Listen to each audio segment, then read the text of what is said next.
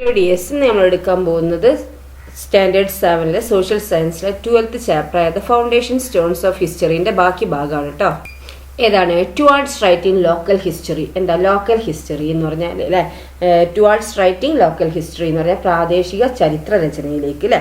അപ്പം നോക്കുക, local history is the study of the past events in a specific geographically small area. The historical resources that we got familiarised with till now are significantly helpful for writing mainstream history. Let us familiarize with certain sources that help us in the writing of local history.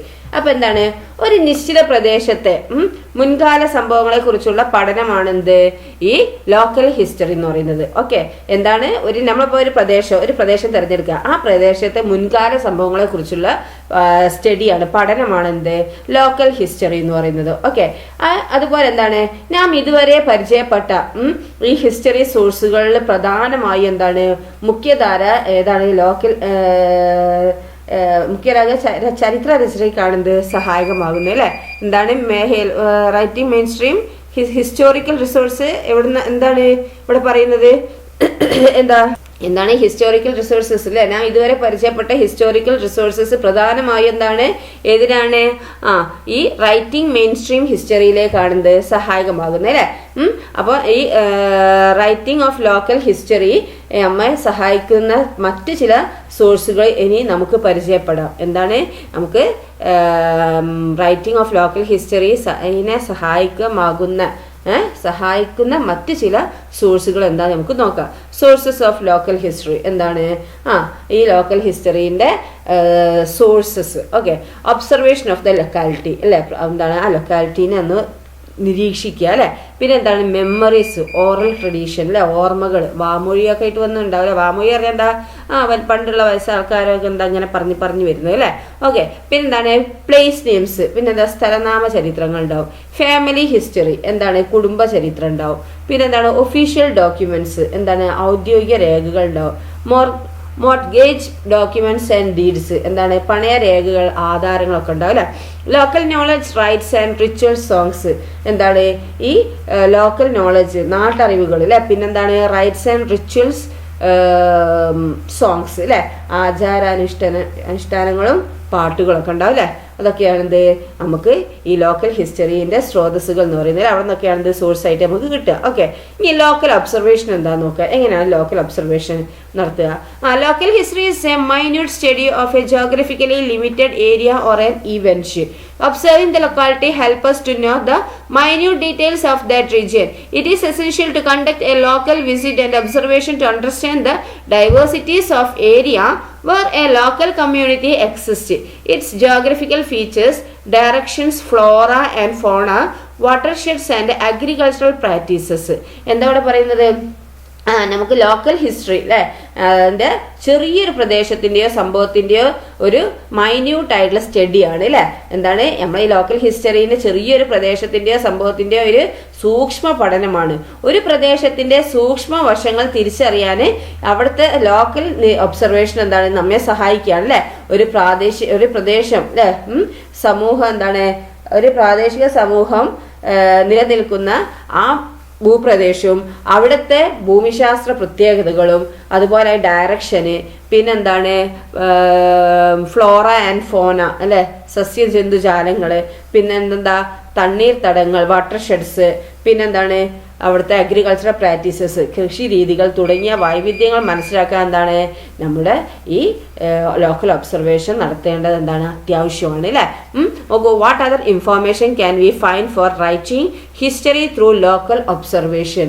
എന്താണ് ഈ പ്രാദേശിക നിരീക്ഷണത്തിലൂടെ നമുക്ക് എന്താണ് local ഹിസ്റ്ററിക്ക് ആവശ്യമായ മറ്റെന്തെല്ലാം വിവരങ്ങൾ നമുക്ക് കണ്ടെത്താൻ കഴിയും?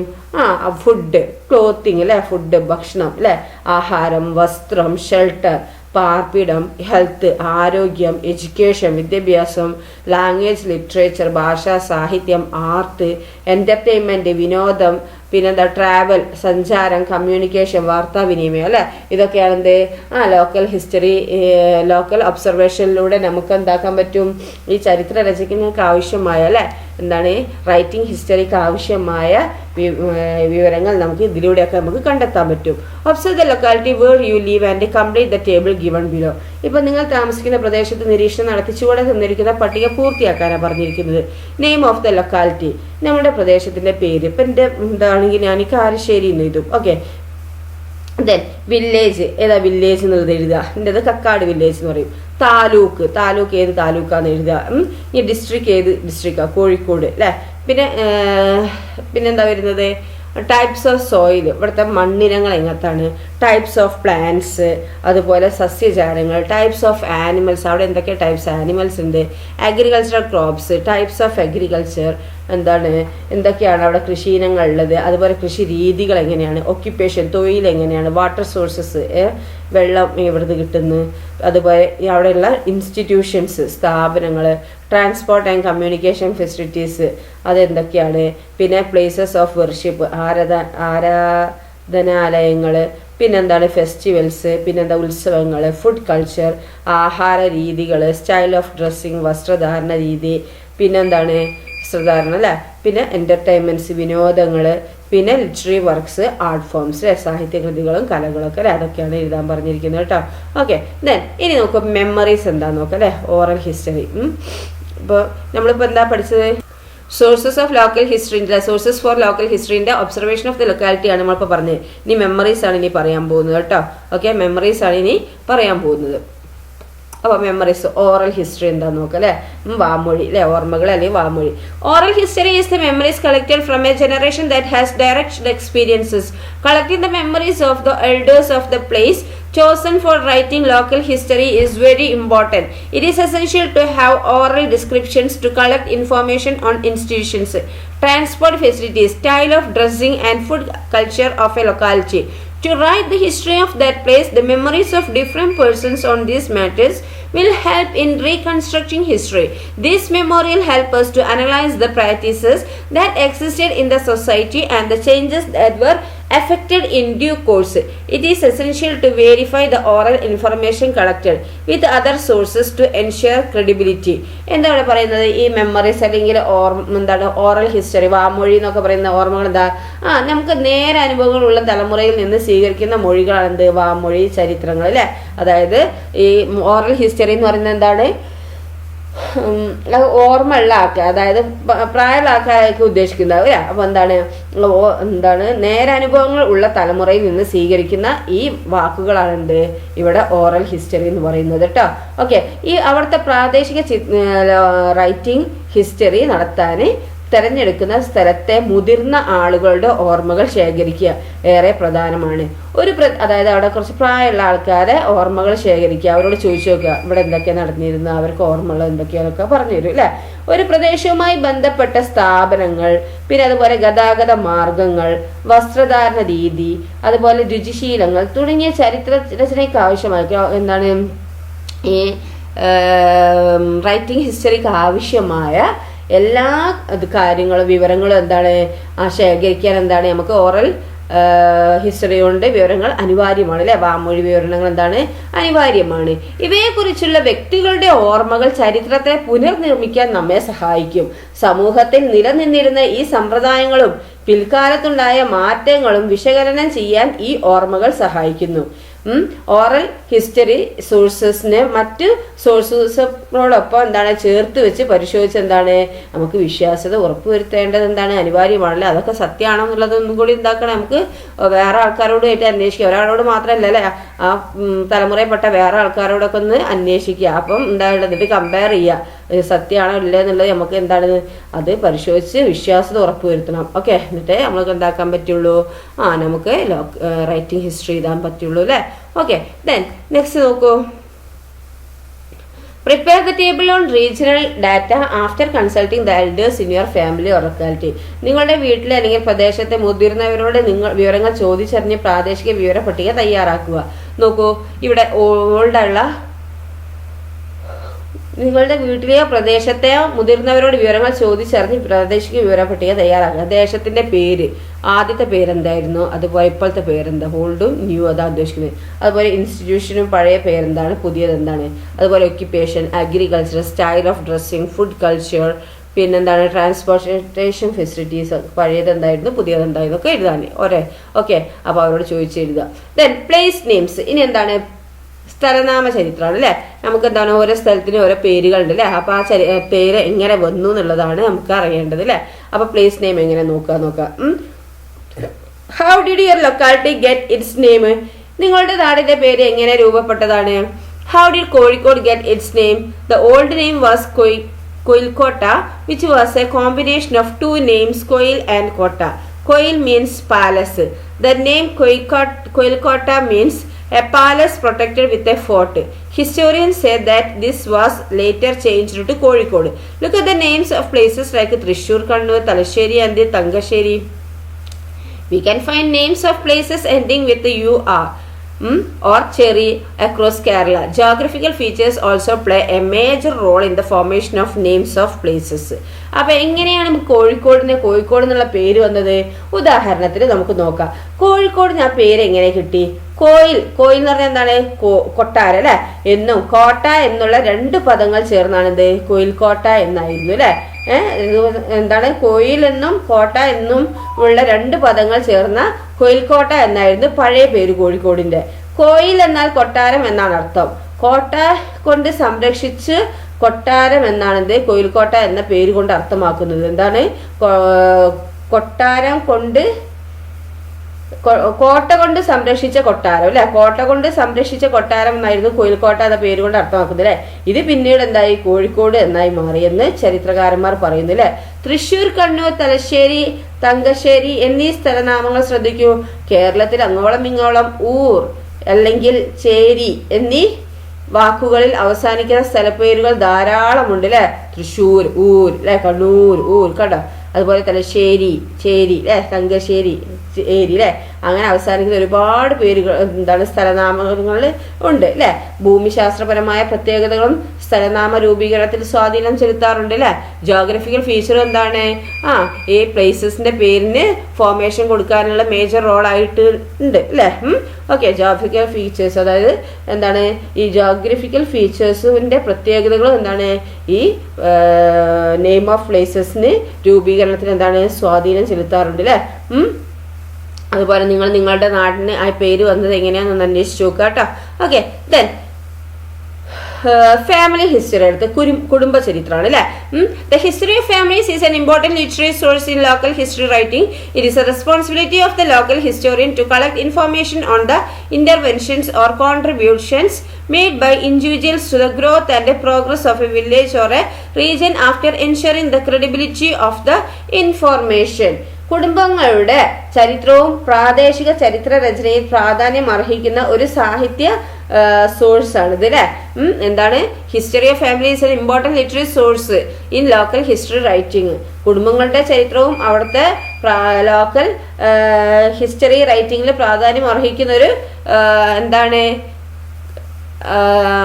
ഒരു സാഹിത്യ സ്രോതസ്സാണ് അല്ലെ. ലിറ്റററി സോഴ്സ് ആണ്. ഒരു ഗ്രാമത്തിന്റെയോ പ്രദേശത്തിന്റെയോ വളർച്ചയിൽ വ്യക്തികൾ നടത്തിയ ഇടപെടലുകളും സംഭാവനകളും വസ്തുനിഷ്ഠത ഉറപ്പാക്കി ശേഖരിക്കുക എന്നതാണ് എന്ത് പ്രാദേശിക ചരിത്രാന്വേഷകന്റെ കടമയാണ് അല്ലെ. ഓക്കെ. ദെൻ അവിടുത്തെ പ്രാദേശിക ചരിത്രകാരന്റെ കടമ എന്താണ്? അവിടുത്തെ ഗ്രാമത്തിന്റെ പ്രദേശത്തിന്റെ വളർച്ചയിൽ വ്യക്തികൾ നടത്തിയ ഇടപെടലുകളും സംഭാവനകളും എന്താണ് വസ്തുനിഷ്ഠത ഉറപ്പാക്കി ശേഖരിക്കുക എന്നത് എന്താണ് ഒരു ലോക്കൽ റൈറ്റിംഗ് ഹിസ്റ്ററിയുടെ ആളെ കടമയാണ് അല്ലേ. ഓക്കെ. അപ്പം റെസ്പോൺസിബിലിറ്റി ലോക്കൽ ഹിസ്റ്റോറിയന്റെ ഒരു കടമയാണ് എന്ത് information intervention of or contributions made by individuals to growth and progress of a village or a region after ensuring the credibility of the information. Okay. Then അടുത്തത് official documents. എന്താണ് official documents? ഔദ്യോഗിക രേഖകളിൽ ഉണ്ടാവില്ല. Observe the descriptions given below. താഴെ തന്നിരിക്കുന്ന ഈ വിവരണം നോക്കിയേ. The salt law breached. ഉപ്പ് നിയമം ലംഘിച്ചു. The Salt Law introduced by the British was breached under the leadership of a large multitude of people on 17th May 1930 on the Calicut beach. The Gujaratis of Calicut actively involved in this. The Satyagraha volunteers from Travancore also joined.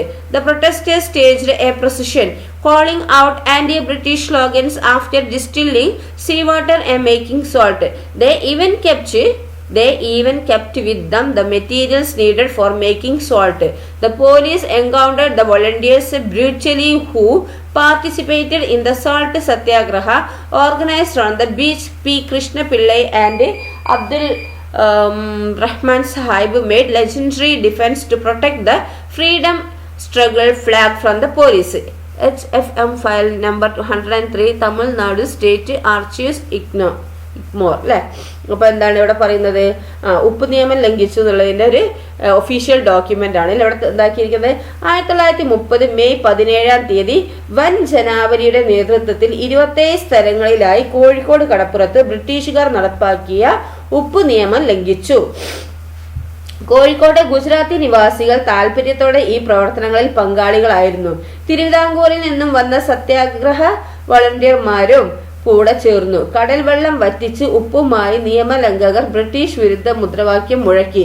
ജാഥ നടത്തി ഉപ്പ് ഉണ്ടാക്കാനായി ഉപയോഗിച്ചിരുന്ന വസ്തുക്കളും അവർ കയ്യിൽ കരുതിയിരുന്നു. കടപ്പുറത്ത് നടന്ന ഉപ്പ് സത്യാഗ്രഹ സമരത്തെ പോലീസ് ക്രൂരമായി നേരിട്ടു. സ്വാതന്ത്ര്യ സമര പതാക പോലീസിൽ നിന്നും സംരക്ഷിക്കാൻ പി കൃഷ്ണപിള്ളയും അബ്ദുറഹ്മാൻ സാഹിബും ഐതിഹാസികമായ പ്രതിരോധമാണിത് നടത്തിയത്. എന്താ ഇവിടെ പറയുന്നത്? ഇവിടെ ഒരു ഒഫീഷ്യൽ ഡോക്യുമെന്റിൽ വന്നതാണ് അല്ലെ.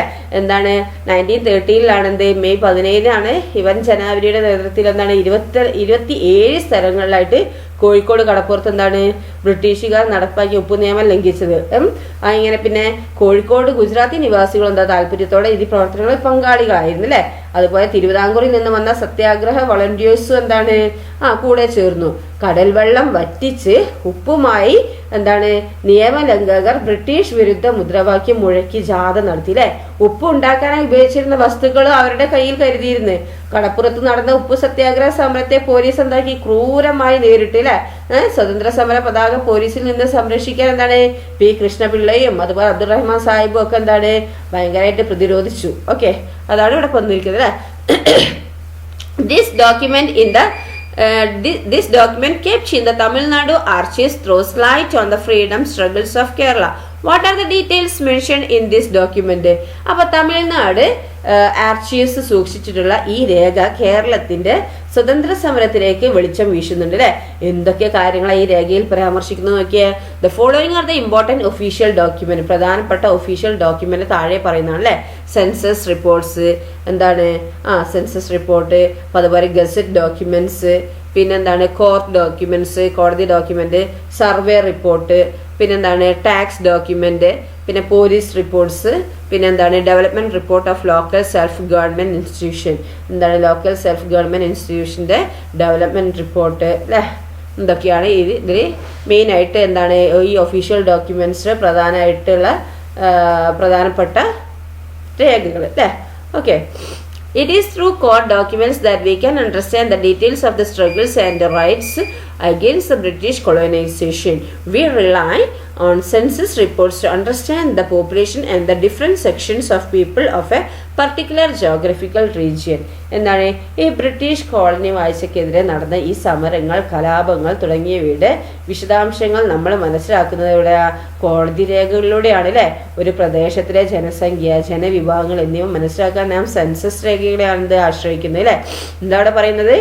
ബ്രിട്ടീഷ് കോളനി വാഴ്ചക്കെതിരെ നടന്ന സമരങ്ങളും അതുപോലെ എന്താണ് സ്ട്രഗിൾസും റൈറ്റ്സും ഒക്കെ അല്ലേ, കലാപങ്ങളൊക്കെ എന്താണ് വിശദാംശങ്ങൾ നമ്മൾ മനസ്സിലാക്കുന്നതാണ് ഈ കോർട്ട് ഡോക്യുമെന്റ്സിലൂടെയാണ് അല്ലേ. അതുപോലെ ഒരു പ്രദേശത്തിലെ ജനസംഖ്യ അല്ലെ, പോപ്പുലേഷൻ, പിന്നെ different sections of A people of A particular geographical region എന്നിവ മനസ്സിലാക്കാൻ എന്താണ് നമ്മൾ സെൻസസ് ഡോക്യുമെന്റ്സ് ആണ് ആശ്രയിക്കുന്നത്. ഓക്കെ, ഓരോന്നും സെപ്പറേറ്റ് ആയിട്ടുള്ള ഡോക്യുമെന്റ്സ് ആണ് നമ്മൾ നോക്കുന്നത് അല്ലേ. Okay, mortgage documents and deeds എന്താണ് പണയരേഖകൾ, ആധാരങ്ങൾ അല്ലെ. നോക്കൂ, the mortgage of or lease documents and deeds are beneficial for writing local history. From this we get information on personal details, private properties, etc. എന്താണ് പണയരേഖകളും ആധാരങ്ങളും അതുപോലെ നമ്മൾ ഈ ലോക്കൽ റൈറ്റിംഗ് ഹിസ്റ്ററിക്ക് ഒരു മുതൽക്കൂട്ടാണ് അല്ലേ. Local ഹിസ്റ്ററിക്ക് എന്താണ് ഒരു മുതൽക്കൂട്ടാണ്. ഇവയിൽ നിന്ന് വ്യക്തി വിവരങ്ങളും അതുപോലെ എന്താണ് പ്രൈവറ്റ് പ്രോപ്പർട്ടീസും അതിനെയൊക്കെ കുറിച്ച് എന്താണ് അറിവ് ലഭിക്കുന്നില്ലേ. പണയരേഖകളും അത് മോർട്ട്ഗേജ് ആൻഡ് ലീസ് ഡോക്യുമെന്റ്സ് എന്താണ് പണയരേഖകളും ആധാരങ്ങളും എന്താണ് ഈ ലോക്കൽ റൈറ്റിംഗ് ഹിസ്റ്ററിക്ക് ഒരു മുതൽക്കൂട്ടാണ്. ഇവയിൽ നിന്നെന്താണ് പേഴ്സണൽ ഡീറ്റെയിൽസും പ്രൈവറ്റ് പ്രോപ്പർട്ടീസിനെ കുറിച്ചൊക്കെ എന്താണ് അറിവ് ലഭിക്കുന്നു. Okay, observe the deed documents or lease document of your property and note down the details. അപ്പം നിങ്ങളുടെ വസ്തുവിൻ്റെ ആധാരമോ പണയരേഖയോ നിരീക്ഷിച്ച് അതിലെ വിവരങ്ങളൊക്കെ ഒന്ന് എഴുതാനാണ് പറഞ്ഞിരിക്കുന്നത്. നെക്സ്റ്റ് നോക്കൂ, local knowledge, songs, rites and rituals, art forms. നാട്ടറിവുകൾ, പാട്ടുകൾ, ആചാരാനുഷ്ഠാനങ്ങൾ, കലാരൂപങ്ങൾ. Local knowledge, songs, rites and rituals are the sources that are helpful for writing local history. Songs that refers to the trade in local markets and trading centers refer to the specialities of the area. എന്താണ് local writing local ഹിസ്റ്ററിക്ക് ഏറെ സഹായകമായ സോഴ്സാണ് എന്ത് local നോളജും അതുപോലെ സോങ്സും പിന്നെ റൈറ്റ്സും റിച്വൽസും ഒക്കെ അല്ലേ. അങ്ങാടികൾ, ചന്തകൾ എന്നിവിടങ്ങളിൽ നടക്കുന്ന വ്യാപാരത്തെക്കുറിച്ചുള്ള ഈ പാട്ടുകളും നാടിൻ്റെ പ്രത്യേകതകളെ സൂചിപ്പിക്കുന്നുണ്ട്. ഓക്കെ, ഇത് നോക്കിയേ, കൂരൻ ചോഴൻ പഴവരി കുറക്കൊങ്ങണം വെണ്ണക്കണ്ണൻ മോടൻ കാടൻ കുറുവ കൊടിയൻ പങ്കി പൊങ്കളി ചെന്നേൽ ആനക്കോടൻ കിളീറ കനങ്ങാരിയൻ വീരവിത്തൻ കാണാം മറ്റു പലവിധമുടൻ നെല്ലു കല്യാണ കീർത്തെ. ഉണ്ണുനീര് സന്ദേശമാണ് അല്ലേ, അതിലുള്ളതാണ് അല്ലേ. Which are the regional varieties of paddy seeds refer to in these rhymes. ഏതെല്ലാം പ്രാദേശിക നെൽവിത്തിനങ്ങളെ കുറിച്ചാണ് ഇവിടെ സൂചനകളായി വരികളിൽ ലഭിക്കുന്നത്? ഇതൊക്കെ നെൽവിത്തിനുകൾ അല്ലേ.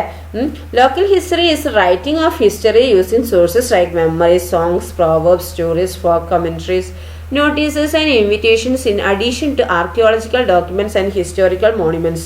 The overall lifestyles of the region and the day-to-day life are referred to in the local history. It is the direct reflection of the society with which each of us is connected. We can write local history using the above mentioned sources. എന്താ ഇവിടെ പറയുന്നത് നോക്കിയാൽ പുരാരേഖകൾക്കും ചരിത്ര സ്മാരകങ്ങൾക്കും പുറമെ എന്താണ് സ്മരണകൾ, പാട്ടുകൾ, proverbs, stories, നാട്ടുവ്യാഖ്യാനങ്ങൾ, പിന്നെന്താണ് നോട്ടീസുകൾ, ക്ഷണക്കത്തുകൾ, ഇവയെല്ലാം എന്താണ് സോഴ്സുകളാക്കി എഴുതുന്ന ചരിത്രമാണ് എന്ത് ലോക്കൽ ഹിസ്റ്ററി അല്ലേ. ഓക്കെ, പ്രദേശത്തിന്റെ സമഗ്ര ജീവിത ശൈലിയും ദൈനംദിന ജീവിതവും പ്രാദേശിക ചരിത്രത്തിൽ എന്താണ് ഈ ലോക്കൽ ഹിസ്റ്ററിയിൽ എന്താണ് പരാമർശിക്കപ്പെടുന്നുണ്ട് അല്ലേ. നാം ഓരോരുത്തരും ബന്ധപ്പെടുന്ന സമൂഹത്തിന് ചിത്രീകരണമാണെന്ത് ഈ ലോക്കൽ ഹിസ്റ്ററി. മുകളിൽ പറഞ്ഞ ഈ സോഴ്സുകളിൽ പ്രയോജനപ്പെടുത്തി നമുക്ക് നമുക്ക് ഒരു ലോക്കൽ ഹിസ്റ്ററി നടത്താനാകും എന്നാണ് പറയുന്നത്. ഓക്കെ, നെക്സ്റ്റ് നോക്കൂ, local history writing, things to be noted. എന്താണ് പ്രാദേശിക ഈ ചരിത്ര രചന ലോക്കൽ ഹിസ്റ്ററി റൈറ്റിംഗ് എന്താണ് ശ്രദ്ധിക്കേണ്ട കാര്യങ്ങളാണ് അല്ലേ. ഫിസിയോഗ്രഫിക് ഫീച്ചേഴ്സ്, ഭൂപ്രകൃതി. എന്താണ് the accurate geographical boundaries and natural features, mountain, river, watershed of A place should be there in the history writing when it is selected four writing local history. എന്താണ് പ്രാദേശിക ചരിത്ര പഠനത്തിനായി തിരഞ്ഞെടുക്കുന്ന ഈ പ്രദേശത്തിന്റെ കൃത്യമായ എന്താണ് ഒരു നാച്ചുറൽ ഫീച്ചേഴ്സ്. അപ്പൊ ശ്രദ്ധിക്കേണ്ട കാര്യം എന്താണ് ഇവിടെ പറയുന്നത് നോക്കൂ. ഈ റൈറ്റിംഗ് ലോക്കൽ ഹിസ്റ്ററി സെലക്ട് ചെയ്യുമ്പോൾ എന്തൊക്കെയാണ് ജോഗ്രഫിക്കൽ ബൗണ്ടറീസ്, അതുപോലെ എന്താണ് ഈ natural features, mountain, river, watershed അല്ലെ, കുന്ന്, നദി, തണ്ണീർത്തടം, അതൊക്കെ എന്നിവയൊക്കെ എന്താണ് ഈ റൈറ്റിംഗ് ലോക്കൽ ഹിസ്റ്ററിയിൽ ഉണ്ടായിരിക്കണം അല്ലേ. എന്താണ് പ്രാദേശിക ഈ ലോക്കൽ ഹിസ്റ്ററിക്ക് തിരഞ്ഞെടുക്കുന്ന പ്രദേശത്തിൻ്റെ കൃത്യമായ ഒരു ജോഗ്രഫിക്കൽ ബൗണ്ടറീസ് ഉണ്ടായിരിക്കണം. പിന്നെന്താണ് ഈ നാച്ചുറൽ ഫീച്ചേഴ്സ്, പ്രകൃതിദത്ത പ്രത്യേകതകൾ, അതായത് മൗണ്ടൈൻ, റിവർ, വാട്ടർഷെഡ് എന്നിവയൊക്കെ എന്താക്കണം ഈ ഈ ഹിസ്റ്ററിയിൽ ഉണ്ടായിരിക്കണം അല്ലെ, ഹിസ്റ്ററി റൈറ്റിങ്ങിൽ ഉണ്ടായിരിക്കണം. പിന്നെന്താ അവിടെ പറയുന്നത് ഹിസ്റ്റോറിക്കൽ മോണ്യുമെന്റ്സ്. എന്താ ഹിസ്റ്റോറിക്കൽ മോണ്യുമെന്റ്സ്? എന്തെങ്കിലും സ്മാരകങ്ങൾ അല്ലേ, ചരിത്ര സ്മാരകങ്ങൾ എന്തെങ്കിലും അല്ലേ.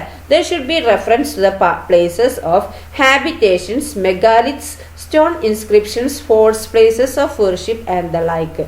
എന്താ അവിടെ അവിടുത്തെ പ്രദേശത്തെ ഹാബിറ്റേഷൻ അല്ലേ, പ്ലേസസ് ഓഫ് ഹാബിറ്റേഷൻ ആവാസ കേന്ദ്രങ്ങൾ, പിന്നെ അതുപോലെ മെഗാലിത്സ് അല്ലേ, മഹാശിലകൾ, പിന്നെന്താണ് സ്റ്റോൺ ഇൻസ്ക്രിപ്ഷൻസ് എന്താണ് ശിലാലിഖിതങ്ങൾ, ഫോർട്സ് കോട്ടകൾ, പ്ലേസസ് ഓഫ് വർഷിപ്പ് എന്താണ് ഈ ആരാധനാലയങ്ങൾ, പിന്നെ അതുപോലെ എന്തെങ്കിലുമൊക്കെ ഉണ്ടെങ്കിൽ എന്തൊക്കെ എന്താണ് അതിലുണ്ടായിരിക്കണം അല്ലെ, എഴുത്തിലുണ്ടായിരിക്കണം.